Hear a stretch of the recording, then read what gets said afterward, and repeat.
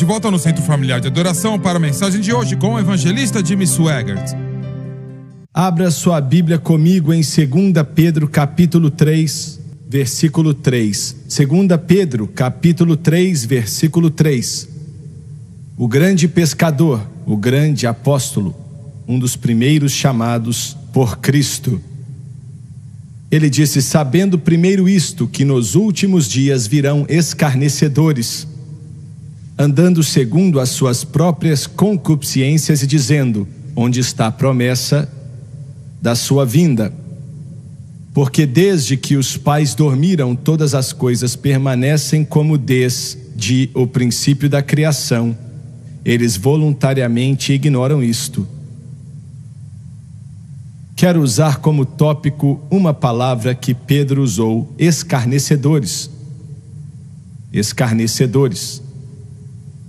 Abaixe a sua cabeça, Pai Celestial, enquanto estamos na sua presença hoje, pedimos em nome de Jesus que o Senhor nos ajude a compartilhar a palavra da verdade, nos ajude a entregar ao povo o que acreditamos que o Senhor nos deu, e pedimos tudo no santo nome de Jesus, te dando louvor e glória, e todos dizem amém e amém. Essa é a segunda parte da mensagem que iniciamos no último domingo pela manhã, sobre eventos do fim dos tempos, que pode ser explicado através de uma grande palavra que é escatologia, que é o estudo dos eventos do fim dos tempos. E a Bíblia é clara sobre esses eventos. Nós temos períodos de tempo para todos, a não ser por um: o arrebatamento da igreja. Não vai haver sinal algum ou palavra alguma sobre quando isso vai acontecer, mas temos que estar sempre prontos. No último domingo de manhã eu mencionei para você que haveriam dois grandes eventos que vão acontecer no mundo, dando sinal que o fim está próximo em relação à era da igreja. O mundo nunca vai acabar. Um dia ele será renovado por fogo, mas vai ser para criar um novo céu e uma nova terra. Mas em relação à terra, ela nunca vai acabar. Um dia Deus vai transferir a sua sede do planeta céu para o planeta terra. E eu sei que quando falamos planeta céu, alguns ficam meio chateados. Você quer dizer que o céu é um planeta? Bem, lá tem rios, tem cidade, pelo menos uma cidade lá. A minha mãe está lá, o meu pai também, minha irmã está lá, minha avó está lá, o meu avô está lá, milhões de outras pessoas estão lá. Tem ruas, tem avenidas, tem cavalos, tem joias lá. Então deve ser um planeta. Mas eu acho que tem outra coisa que quero adicionar. O grande derramar do Espírito Santo na virada do século XX, e então Israel se tornando uma nação em 1948, é um dos maiores de todos os sinais em relação a eventos do fim dos tempos. Vou repetir: o derramar do Espírito Santo, de acordo com as profecias de Joel, quando ele também disse que nos últimos dias Deus derramaria do seu Espírito sobre toda a carne. Na virada do século XX, esse grande derramar começou, e sabemos que 500 milhões ou 500 milhões de pessoas foram batizadas com o Espírito Santo, com evidência de orar em outras línguas. Isso há pouco mais de 100 anos atrás. E então a nação de Israel, se tornando uma nação depois de serem espalhados por todo o mundo. Depois de 1900 anos, Deus os reuniu, independente das tentativas de matar, roubar e destruir que Satanás usou para acabar com eles. E no meio do mundo muçulmano, a nação de Israel existe. E a responsabilidade as muitas responsabilidades que estão sobre essa nação, vindas de Deus, sobre a América. Uma das grandes responsabilidades de todas é a proteção de Israel. Se não conseguirmos isso, teremos verdadeiros problemas em nossas mãos. Mas acho que existe mais um sinal do fim da era da igreja. Estamos chegando ao fim. E é a pregação da cruz. Eu disse a pregação da cruz. Eu disse a pregação da cruz. Como também te falei no último domingo de manhã, a igreja começou, a igreja primitiva, com a pregação da cruz. Deus deu ao apóstolo Paulo o significado da nova aliança, que é o significado da cruz. E Paulo disse: Cristo me enviou não para batizar, mas para pregar o evangelho, não com sabedoria de palavras, para que a cruz de Cristo não se faça vã. Ele disse: pois a pregação da cruz para aqueles que perecem é loucura, mas para nós que somos salvos é o poder de Deus. Ele disse: pregamos Cristo e Ele crucificado, e disse: eu sei que é uma pedra de tropeço para os judeus e é loucura para os gentios, mas pregamos Cristo e Ele crucificado. E disse para a igreja de Corinto e todas as igrejas: determinei não saber nada entre vós senão Cristo e Ele crucificado. Ele disse para as igrejas na Galácia que eu não venha me gabar em nada senão na cruz do nosso Senhor Jesus Cristo, na qual fui crucificado para o mundo e o mundo para mim. A igreja começou com a mensagem da cruz. E depois que os apóstolos morreram e aqueles que conheciam a eles, pouco a pouco, durante vários séculos, a igreja se desviou e morfou naquilo que conhecemos como a Igreja Católica. Até no século XVI, quando Martinho Lutero, um padre convertido, pregou suas 95 teses na porta de Wittenberg, na Alemanha, declarando para o mundo que o justo deve viver pela fé. Glória a Deus. Aleluia. Essa palavra, preste atenção, essa palavra tirou o planeta da era das trevas. Vou repetir, essa palavra, o justo viverá pela fé, trouxe o mundo inteiro que na época estava na era das trevas para a luz, porque não há luz senão pelo evangelho. E no século XVIII começaram os movimentos de santidade, começando na Inglaterra, na Escócia e em Gales, se espalhando pelos Estados Unidos, com os ministérios de John e Charles Wesley, do John Sells e vários outros. O tio Bud Robinson, que começou a igreja dos Nazarenos, ele disse: enquanto eu tiver um punho, vou dar socos no diabo. Enquanto eu tiver um pé, vou chutar ele. Quando eu estiver muito velho para socar ou chutar, eu vou mordê-lo. E quando eu não tiver mais dentes, ainda assim vou tentar segurá-lo com a gengiva. Glória a Deus. Gostei dele. E na virada do século XX, como eu mencionei, o poderoso mover pentecostal começou, que tocou o mundo inteiro. Literalmente tocou todo o mundo com o evangelho de Jesus Cristo. Queria poder dizer que esse movimento está mais forte do que nunca, mas não está. Essa é uma das poucas igrejas pentecostais no mundo hoje. E pela graça de Deus, vamos continuar assim. Eu não disse que não haviam outras, disse que são poucas. E agora, a mesma mensagem que a igreja começou com ela, a mensagem da cruz, o Espírito Santo trouxe de volta. E você é uma parte integral.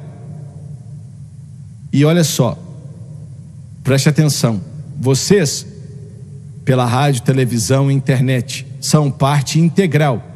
E acho que nenhum de nós incluindo a mim mesmo, sabe ou entende quão importante isso é. Que Deus nos ajude. Temos que nos conduzir de maneira apropriada para o Espírito Santo nos usar. E essa mensagem que começou a igreja vai tirar a igreja daqui. Aleluia! A igreja hoje, se o calendário gregoriano estiver correto, tem 1980 anos, começando no dia de Pentecoste. E a cada 2000 anos, como te falei semana passada, a cada 2000 anos, algo grandioso aconteceu no mundo em relação à obra de Deus. Desde Adão até Abraão, foram aproximadamente 2000 anos, e Abraão recebeu essa palavra que Martinho Lutero pegou: o justo viverá pela fé. Ele recebeu o significado da justificação pela fé. Desde Abraão até Cristo, foram mais 2000 anos. E desde Cristo até agora, se passaram quase 2000 anos. Quando vai acontecer o arrebatamento, a Bíblia não diz. Paulo disse que o Senhor descerá do céu com alarido, com a voz do arcanjo, com a trombeta de Deus, e os mortos em Cristo vão ressuscitar primeiro, depois nós que estivermos vivos vamos nos encontrar com o Senhor e com os santos nos ares, e para sempre estaremos com o Senhor. Então consolem-se com essas palavras. Vai acontecer, a trombeta vai tocar. Ele disse que está voltando com o alarido. Isso vai deixar alguns cristãos aí chateados. Ele vai voltar com brado, vai voltar com brado, e é um brado de vitória, de vitória, de vitória, de vitória. E com a trombeta de Deus, ele vai voltar com alarido, com a voz do arcanjo e com a trombeta de Deus. Miguel é esse arcanjo, e ele é o protetor de Israel. E quando ele resolver o problema com o anticristo, ele vai saber quem é o protetor de Israel. Fora isso, ele tem o comandante com ele, o Senhor Jesus Cristo, Rei dos reis e Senhor dos senhores. Agora, quem será arrebatado? Quem será? Aqueles que estão em Cristo, porque os mortos em Cristo ressuscitarão primeiro. E nós que estivermos vivos, essa é a chave, hein? Estar em Cristo. Eu sei que já ensinaram em alguns círculos que você tem que ter o batismo com o Espírito Santo e falar em línguas para ser arrebatado. A Bíblia não ensina isso. São aqueles que estão em Cristo. Se você estiver salvo, você vai estar justificado. E não existe esse negócio de justificação parcial. Ou você está 100% justificado, ou não está justificado de jeito nenhum. A verdade é que existem milhares e milhares de igrejas que a maioria das pessoas nelas não estão nem salvas, não conhecem ao Senhor. Mas se você está salvo, quando a trombeta tocar, você vai subir. Ah, mas e as pessoas que não estão vivendo como deveriam viver? Bem, pode deixar você irado, mas eles também vão subir. Ah, está fraca essa resposta, hein? Parece que alguns aqui queriam que eles ficassem aqui.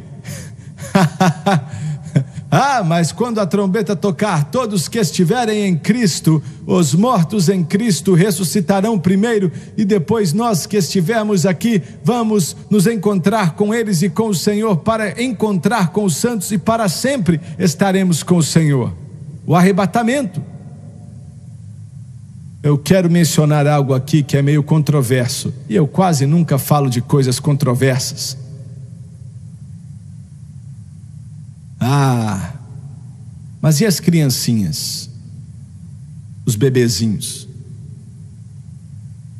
Eu tenho 1, 2, 3 bisnetinhas, Eu tenho 1, 2, 3, 4 bisnetinhas.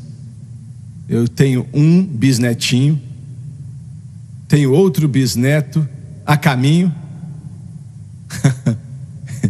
e ele vai aparecer daqui a pouco tempo. Eu gosto dessas crianças, viu? Mas e essas criancinhas? E os bebezinhos? E as crianças abaixo da idade de entender o que é certo e errado? E eles? Você está calado, hein? Se os pais não estiverem salvos, se os pais não conhecerem ao Senhor, essas crianças não serão arrebatadas. Não quer dizer que estão perdidas. Se morrerem antes de chegar à idade de saber o que é certo e errado, vão estar com o Senhor. Mas não serão arrebatadas se os pais não estiverem salvos. Agora, se um dos pais estiver salvo, Paulo disse que um só santifica a casa e santifica o casamento. Então esses pequeninos vão subir. Mas se nenhum dos dois estiver salvo, esses pequeninos, se não sabem ainda o que é certo ou errado, não vão subir. Mas não quer dizer que estão perdidos. Entendeu bem? Não quer dizer que estão perdidos. Sem dúvida alguma, muitos deles, quando souberem o que é certo ou errado, eles vão entregar o coração para Cristo e vão estar prontos para o Senhor. E alguns vão morrer. Milhões, sem dúvida alguma, vão morrer em certa idade e vão estar com o Senhor instantaneamente. Mas isso é diferente do arrebatamento. Você está entendendo? Eu não quero que você saia daqui pensando que eu disse algo que eu não falei. E certa vez eu declarei, anos atrás, que todas as crianças vão subir. Mas o Senhor começou a falar comigo sobre isso e disse: não, a casa não está santificada. E por isso eles não vão subir, mas não quer dizer que estão perdidos. Se acontecer o arrebatamento e 3 meses depois a criança morrer, vai estar com o Senhor, porque ainda não tinha como saber o que é certo ou errado. Mas quando ele chegar na idade que sabe o que é certo e errado, e que idade é essa? Eu não sei, é diferente para cada criança. Há alguns meses atrás, a Sam, ela tem 6 anos, na época ela tinha 5, e ela disse: eu quero ser salva. Eu quero ser salva. Foi criada em um lar cristão, sempre ouvindo do evangelho, sempre na igreja. Com 5 anos ela disse: eu quero ser salva. Ele orou com ela e ela repetiu. Desde aquela época, agora ela é responsável. E algumas crianças estão em casas que não conhecem a Deus. Você sabe disso. Os pais vivem como o diabo e talvez as crianças não vão saber o que é certo ou errado até uns 8 ou 9 anos de idade. Mas isso é da conta de Deus, não da minha. Mas a trombeta de Deus vai tocar. E sei que a maioria da igreja hoje, nós temos 2 problemas. É que parte da igreja não sabe nada do arrebatamento. Não sabem do que você está falando. Se você mencionar um arrebatamento, eles dizem: arrebatamento de quê? Nunca pregam a respeito disso e ninguém sabe o que é. Mas existem muitos que sabem, que dizem que não vai acontecer e são escarnecedores. Escarnecedores. Ah, você está tentando sair desse mundo. É claro que estamos tentando sair desse mundo. E se você tirar 1 Tessalonicenses capítulo 4 e o capítulo 15 de 1 Coríntios, que fala da ressurreição, a ressurreição e o arrebatamento são 2 palavras diferentes para o mesmo evento, mas vai acontecer. Vai acontecer. E depois que o arrebatamento acontecer, você pode imaginar como vai ser esse mundo. Sem os filhos de Deus aqui, quando você remover a luz, a única coisa que vai sobrar serão trevas. Ouviu bem? Eu vou repetir. Toda liberdade, toda bênção neste mundo Toda a prosperidade, aonde quer que seja nesse mundo, é por causa do Senhor Jesus Cristo e da palavra do Todo-Poderoso Deus. Eu quero repetir. Toda a bênção, tudo que temos de bom, todas as liberdades são possíveis através do Senhor Jesus Cristo e da palavra do Todo-Poderoso Deus. Você pode pensar que vem de Harvard ou Yale, mas não vem, amigo. E quando você remove isso, não te sobra mais nada senão as trevas. E não vai ser um lugar muito agradável. Durante esse tempo, você pode perguntar: quando vai começar a grande tribulação? E não vai começar até depois do arrebatamento. Paulo disse em 2 Tessalonicenses capítulo 2, então o maligno será revelado, falando do anticristo, depois do arrebatamento da igreja. Muito bem. Talvez demore vários anos, desde o arrebatamento até o princípio da grande tribulação, e deve demorar, porque o anticristo precisa aparecer. E vai acontecer da seguinte maneira. Só um instante. Olha como pode acontecer. A grande tribulação vai começar e durar 7 anos, quando o anticristo assinar o seu nome em um tratado garantindo a paz e a proteção de Israel e do mundo muçulmano, garantindo a proteção de Israel, garantindo suas fronteiras. Quase toda semana escuto alguém de Israel, um dos seus oficiais, falando desse problema. Como você gostaria de viver em um país, vamos dizer, Israel não é muito maior, bem, não é do tamanho do estado de Louisiana. Como você gostaria de estar em Baton Rouge, aonde vivemos, e mísseis viessem de Baker sobre nossa cidade? Mais de 1000 foram lançados em Israel semana passada. Como você se sentiria com seu filho indo para a escola e você não sabe onde vai cair esses mísseis? Israel, um de seus embaixadores foi questionado nessa manhã, e o Egito, e a Síria. É claro que todos juraram destruir Israel. Agora, a forma que o anticristo vai aparecer neste mundo, as melhores mentes em Washington não foram capazes de resolver o problema entre Israel e os palestinos e o mundo muçulmano. O mundo muçulmano está gritando: queremos todo judeu morto e toda a terra de Israel para nós. E eles nunca mudam o que eles dizem. E o anticristo vai aparecer, fazendo que as mentes mais brilhantes nessa nação não conseguiram fazer. Ele vai ser capaz de trazer todos eles para um tratado de paz, e ele vai assinar juntamente com outras nações também, garantindo a proteção de Israel, sua prosperidade e sua segurança por 7 anos. 7 anos. Como ele vai fazer isso? Porque em meio a isso está a garantia de que vão conseguir reconstruir o seu templo. Daniel nos disse isso. Ele vai ser capaz de construir o seu templo, e esse templo, alguns dizem que não será construído no mesmo lugar do Domo da Rocha. Eu não sei aonde vai ser construído, mas não imagino que possa ser construído em outro lugar. O Domo da Rocha, em Jerusalém, e eu já estive lá, o centro daquele negócio é um dos lugares mais santos dos muçulmanos, é o que eles dizem.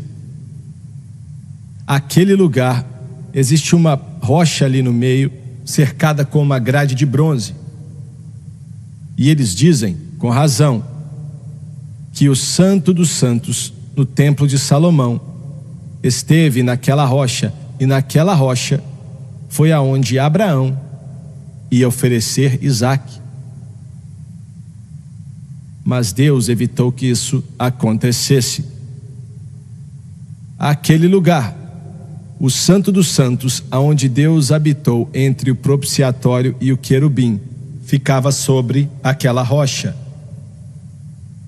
E agora os muçulmanos têm sua cerca ao redor daquela rocha.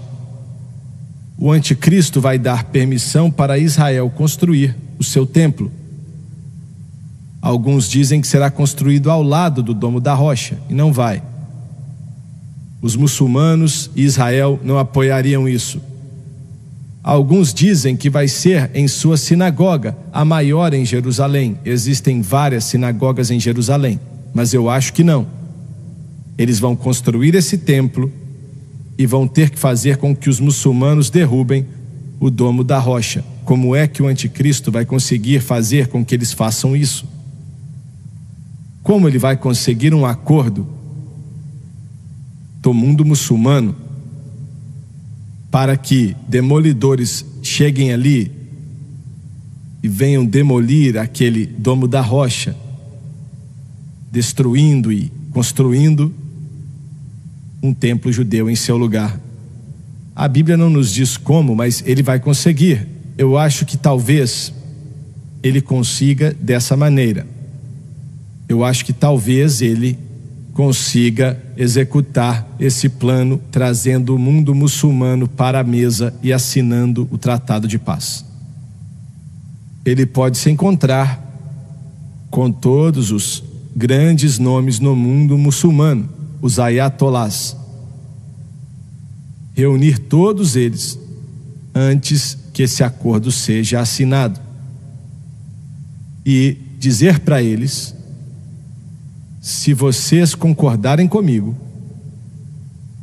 se vocês fizerem o que eu vou te pedir, e vou te pedir algo que é maior do que qualquer coisa que já te pediram,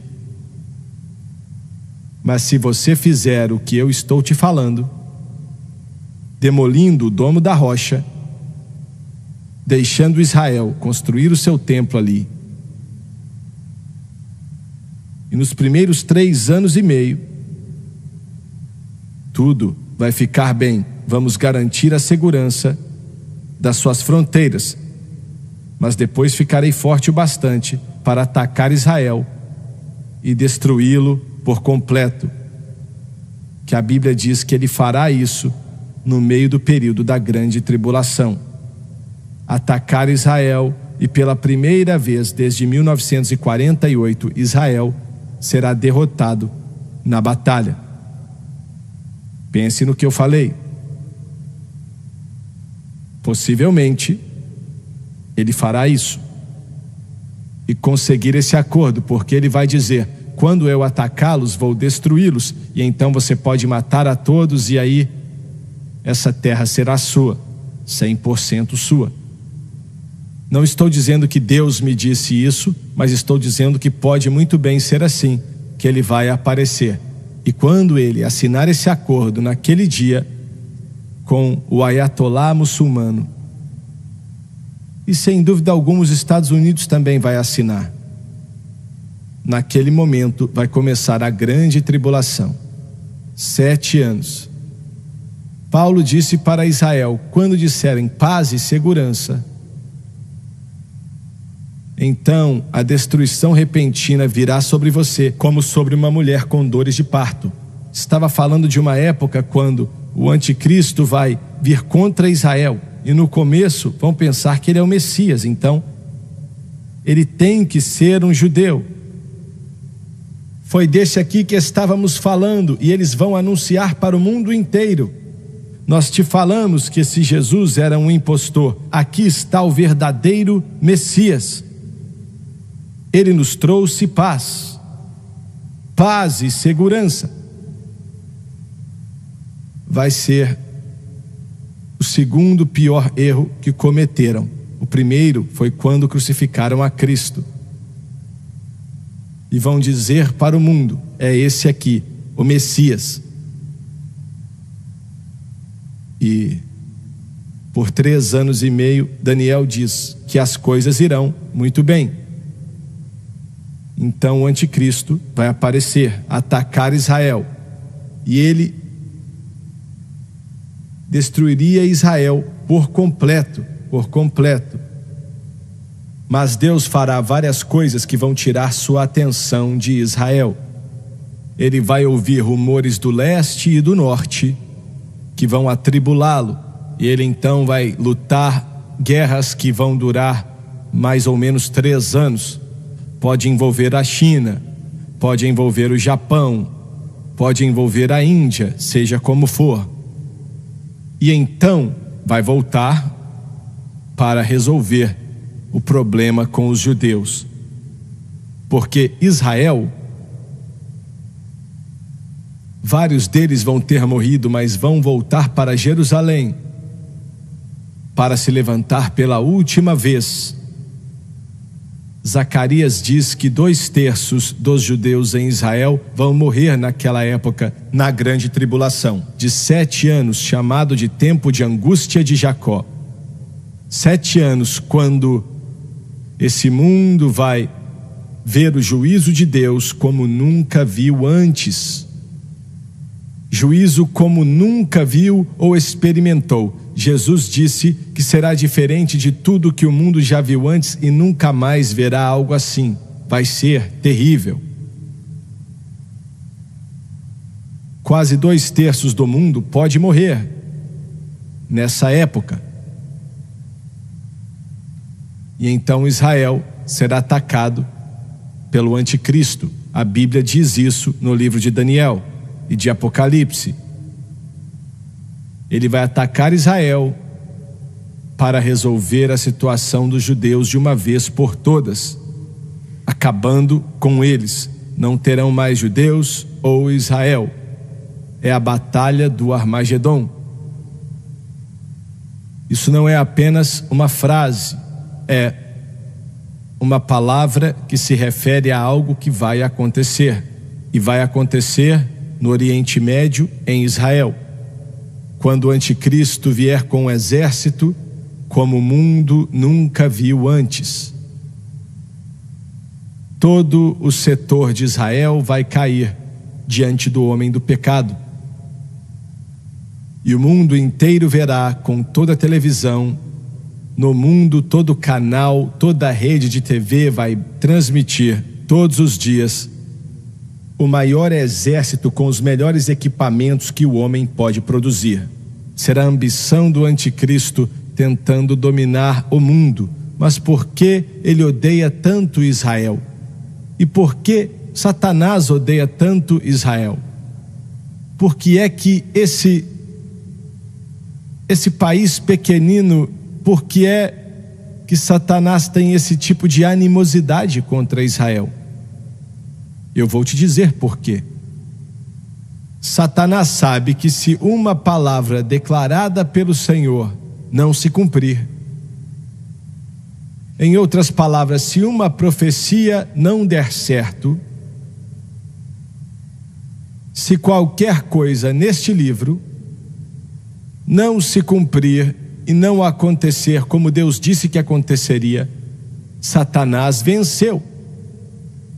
Ele é o Deus do universo. E a maior promessa neste livro é a restauração de Israel. As maiores promessas de Deus, quando você lê Jeremias, Ezequiel e Isaías, eles dizem coisas fortes sobre o pecado de Israel, sua iniquidade, sua maldade e como o juízo virá. Mas de repente, no meio daquilo, o Senhor vem, abre a porta e diz: mas eu vou trazê-los de volta, vou abençoá-los e transformá-los no que eu disse que transformaria.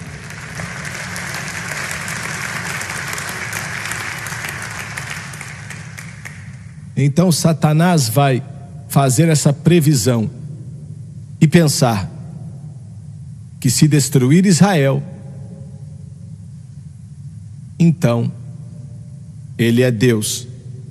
porque a palavra de Deus falhou. Você pode dizer: ele realmente pensa que pode fazer isso? Ele não consegue ler? Sim, ele consegue, mas ele está enganado. Ele acha que consegue.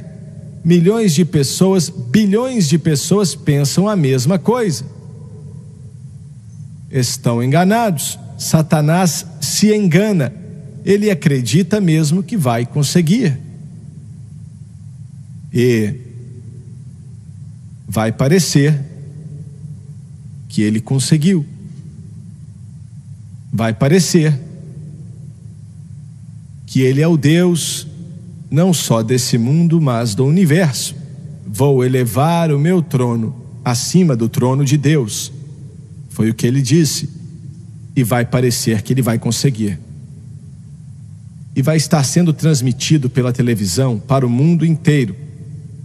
Toda cidade, vila, porque o anticristo vai querer que o mundo veja quão poderoso ele é e quão forte ele é. E esse Jesus Cristo não é nada. Tudo que é feito vai ser televisionado 24 horas por dia, 7 dias por semana, em toda a casa desse planeta que tem uma televisão. E a maioria tem. Ele vai chegar tão perto de conseguir que metade de Jerusalém vai cair em suas mãos. Somente metade vai sobrar, com o pequeno exército de Israel, lutando de casa em casa.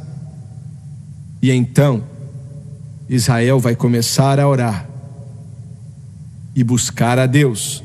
Isaías até nos disse qual será a oração deles. Israel dirá: Senhor, pequei, me desviei, eu deveria ser destruído, mas estou pedindo o seu perdão, estou pedindo sua ajuda, porque se o Senhor não nos ajudar agora, vamos perecer. Israel não vai mais existir, e a oração deles será de arrependimento. Glória a Deus, glória a Deus. E naquele momento, uma daquelas câmeras vai apontar para o céu. Aleluia! Naquela hora, alguém vai anunciar: eu não sei o que é, acho que é a nova arma do anticristo, mas eu nunca vi algo assim. O que é aquilo? São cavalos? Cavalos, milhões e milhões e milhões.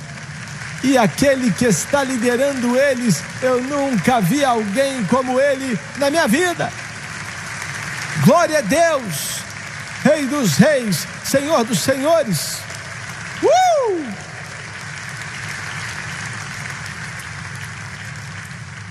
E Zacarias diz que ele vai voltar para lutar como lutou no dia da batalha. Meu Deus! O que você acha que um exército pode fazer com granizos do tamanho de caminhões caindo neles? Os tanques serão amassados. 5/6 do exército do anticristo vai morrer dentro de um dia. Glória a Deus. Sendo transmitido por todo o mundo, e eles vão vê-lo voltar. Well, you've heard of little Moses in the bulrush. You've heard of fearless David and his sling. You've heard the story told of dreaming Joseph, Jonah and that whale we often sing. But there are many, many others in the Bible. I'd like to meet them all, I do declare. And by we're gonna meet them at that meeting in the air. Você vai estar nesse encontro. Você vai estar nesse encontro. Aleluia! Glória a Deus. Voltando como Rei dos reis e Senhor dos senhores. anticristo, você vai descobrir quem é Jesus. Veja bem, quando você olha para figuras de Jesus hoje em dia, ele está de vestido, com o cabelo longo e com um cordeirinho no braço. Mas quando ele voltar, eu disse que quando ele voltar, ele não vai voltar daquele jeito, ele vai voltar com poder, como esse mundo nunca viu em toda a sua história. Glória a Deus. E o anticristo, meio-dia, com a banca toda.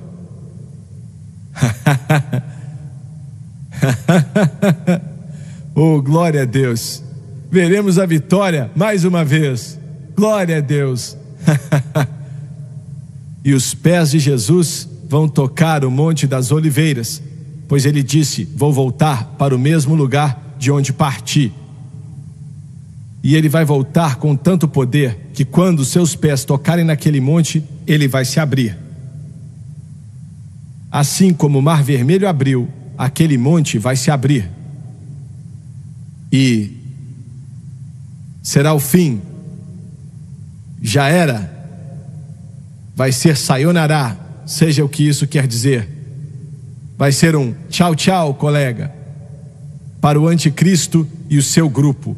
E então Israel vai voltar para o Senhor Jesus Cristo.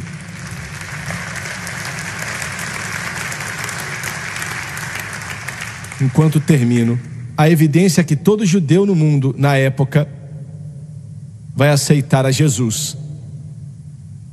E os países do mundo vão pagar para ir para Jerusalém, pois vão querer estar próximos dele, daquele que crucificaram. E se ele pôde perdoá-los, ele pode te perdoar. Você ouviu bem? Se podemos dizer que Jerusalém continha os piores de todos os pecadores, e se ele pôde perdoá-los e vai perdoar, então ele pode te perdoar também. E ele vai te perdoar se você der uma oportunidade para ele. Eu quero orar agora, quero que você abaixe sua cabeça. Eu não vou perguntar quem ou o que, apenas vou dizer, e se você precisa de Cristo, pela rádio, pela televisão, internet, aonde quer que você esteja, se você precisa de Cristo, não importa o que você fez. Alguns podem dizer: irmão Swagger, eu pequei e não há mais graça para mim. Isso não é verdade. Não é verdade. Se existe um arder no seu coração, um amor por Deus, isso vem do Espírito Santo. E ele nunca faria isso, a não ser que pudesse te salvar. Eu vou orar e quero que você deixe o Senhor entrar em seu coração, agora mesmo. E eu quero que a congregação repita comigo. Vamos lá. Pai Celestial, Pai Celestial, eu venho a Ti, em nome de Jesus. em nome de Jesus. Eu me arrependo dos meus pecados, Eu me arrependo dos meus da pecados, forma que tenho vivido da forma que e tenho das vivido coisas que fiz. e das coisas que fiz. Perdoa-me, por favor. Perdoa-me, por favor. Limpa-me com o Teu sangue Limpa-me com o teu sangue de toda de injustiça. toda a injustiça. Com a minha boca Com a minha boca eu confesso o Senhor Jesus. eu confesso o Senhor Jesus. Em meu coração Em meu coração eu creio eu creio que Deus ressuscitou Jesus que Deus ressuscitou Jesus dentre os mortos dentre os mortos e que Ele vive. que Ele vive. Neste exato momento Neste exato momento eu aceito a Jesus eu Cristo aceito a Jesus Cristo como meu Senhor e Salvador. como meu Senhor e Salvador. E de acordo com a sua palavra, De acordo com a sua palavra, eu estou perdoado, eu estou limpo, eu estou lavado, eu estou salvo. Glória a Deus, aleluia. Se coloque de pé, por favor. Thank you, Jesus. Thank you, Lord. Thank you, Lord. Well, some glad morning when this life is over, well, I will fly away.